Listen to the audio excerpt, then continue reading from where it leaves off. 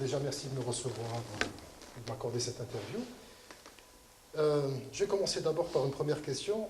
Est-ce que vous pouvez me faire un peu donner votre appréciation vis-à-vis des relations que vous entretenez, donc les États-Unis entretiennent à travers vous avec l'Algérie et le Maroc?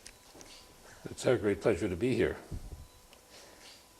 The relationship between the United States and Morocco is excellent.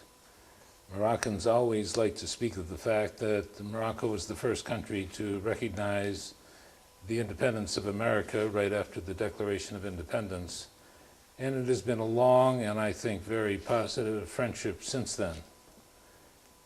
It has been a government in Morocco that has evolved over time, and the United States has worked very closely with that government in the area of counterterrorism and the area of defense cooperation. There's really no question but that Morocco is a strategic ally of the United States. We work very closely with Morocco in terms of its economy and trying to blend its economy with our own. We have a free trade agreement that is very important to both countries. We work together in the area of cultural affairs, and we work together in the area of that which is necessary to assist in the education system. It is an education system that needs attention. But we are very, very pleased with the progress that Morocco has made recently in developing stronger human rights commitments and in terms of the basic qualities of democracy. So this is a country that from time to time refers to itself as a democratic monarchy with a king that is revered and with all kinds of qualities of a true democracy. They're making progress. There are plenty of challenges, but I think that there's a positive feeling all around. So I think that the history of U.S.-Algerian relations have been correct. And what we're aiming for now is to move toward a relationship that is broader. It reflects the important ties between the two peoples and reflects the shared strategic interest and vision of the two countries. And that's why we've made such strong progress recently in areas such as counterterrorism, continuing broadening of our economic relationships, and especially our efforts to establish stronger ties between the two peoples. This is an important role for an embassy in today's world, not just to represent one government to another, but one people to another, and that's why our relationship with Algerian civil society is of such great importance, and why we expect to see that expand through educational and other programs. Quelle est selon vous l'image que reflètent les États-Unis auprès de la population, donc les populations des deux pays? Est-ce que la perception, est-ce que c'est une image positive ou négative? I think it's a complicated question. I believe the image of America in Morocco is a strong one. The image of Americans in Morocco is even stronger. There is a very strong tie between the people of Morocco and the people of America. Our exchange programs are very strong, and we are very, very pleased whenever we have an opportunity to bring people together. The relationship with the Moroccan leadership, the Moroccan government, is excellent. It is true, however, that from time to time, the people of Morocco may have had a disagreement with a policy of the United States, for example, the entry into the war in Iraq. But the commitment of President Obama to do as he has done, to withdraw all the troops from the country of Iraq, I believe that step has improved the relationship in a significant way. It is true that from time to time we must speak of how strongly committed America is to an even-handed approach toward the Israeli-Palestinian crisis. And we have to assure the Moroccans that we believe in a two-state solution and working as rapidly as possible to achieve that. But finally, I would tell you it's important to say that Morocco is one of the most welcoming countries in the world, and they welcome Americans with great enthusiasm, and Americans feel very comfortable there. We've never had the depth or the breadth of relationship with Algeria that we've had with other countries in the region. And so in a lot of ways, we're working very hard now at the embassy and with our Algerian friends to strengthen the relationships across the board, and that means in business, in cultural affairs, in politics, in education, and we have a lot to learn from each other, and that is a process that is expanding every day. I mean, personally, my very strong sense is that Algerians want to get to know Americans, and that they're eager for a stronger American presence in their country, and to have the opportunity to build those kinds of human relationships that are so important between the countries these days. Très bien. Les deux pays ont engagé une série de réformes depuis ce qui est maintenant communément appelé le printemps arabe. Donc, quelle évaluation faites-vous de ces réformes? Comment sont-elles perçues au niveau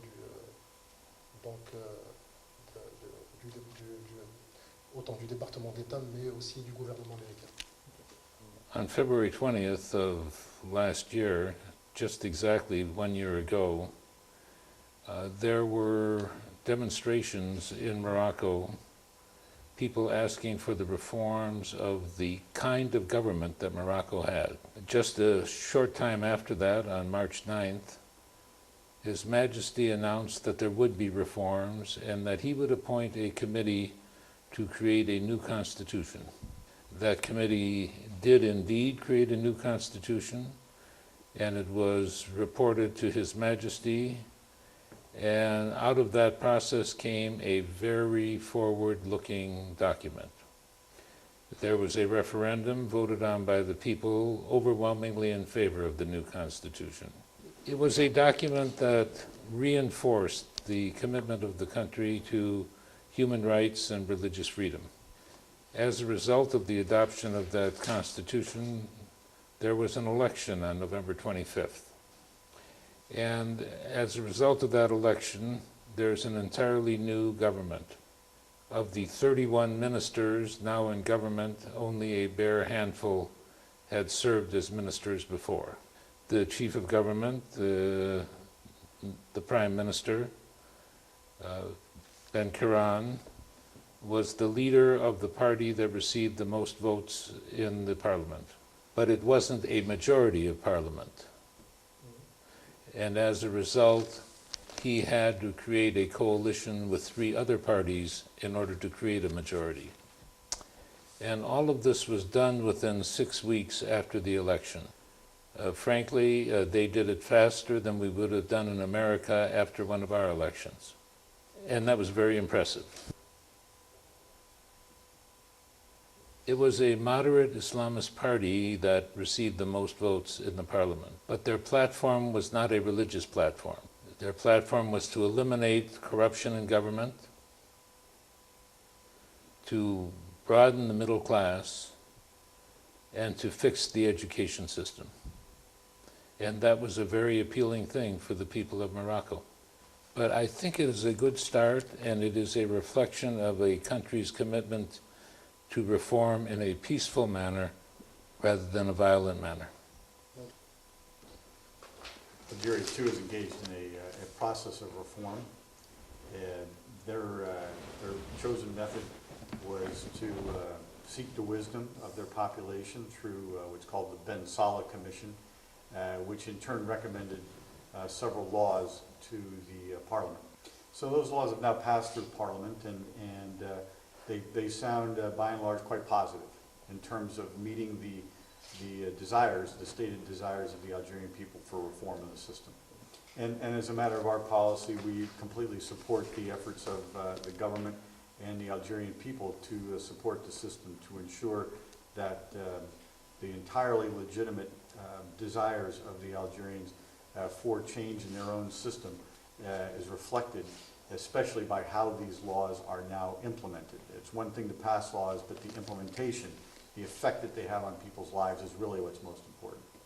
So there's one thing I wanted to mention in particular about this, and this has to do with a new law on associations.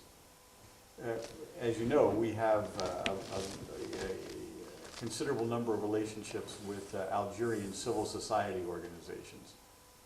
As I said, part of our effort here is to ensure that there's good relations between not just the governments, but between the peoples. And it's those contacts that we have with the civil society organizations which enable people-to-people relationships.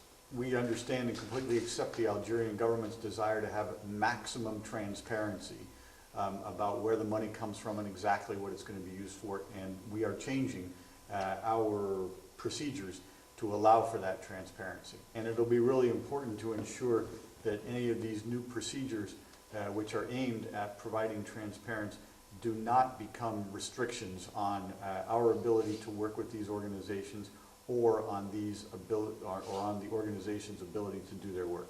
Très bien.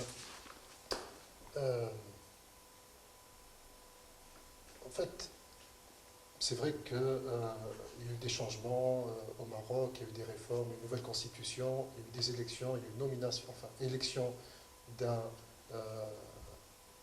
élection législative qui a permis donc un parti islamiste d'avoir son Premier ministre et d'être largement représenté au niveau du gouvernement.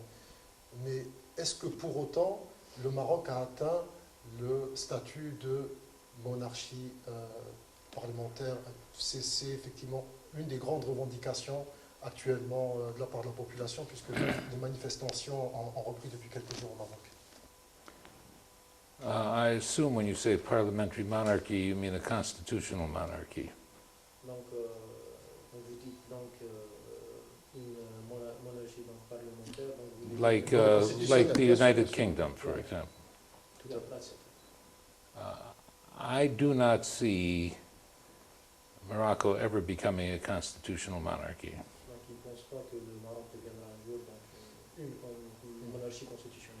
In a constitutional monarchy, the monarch is without any real power, and his or her role is entirely ceremonial. It is hard to see that happening in Morocco. But what this new constitution does, and the new election does, and the new government does, has been to take steps towards a sharing of power, a greater sharing of power between the monarch and the parliament and the prime minister. And going back to something I said earlier, the term that many Moroccans use is a democratic monarchy. I admit it's a term I've never heard before. Donc, je reconnais que j'ai jamais entendu ce terme. But it makes a good deal of sense when you have a monarch who is as revered as King Mohammed VI is, that they want him to continue to have power, but share some of it with the people. King Mohammed VI is the religious leader of the country and is known as the commander of the faithful. He is the leader of the armed forces. I don't see that he will give up those two roles anytime soon. Indeed, he may not give up those roles at any time. But in terms of governing, who the ministers will be and what their legislation will be in Parliament, those are areas where I see greater flexibility and movement towards greater participation by the people.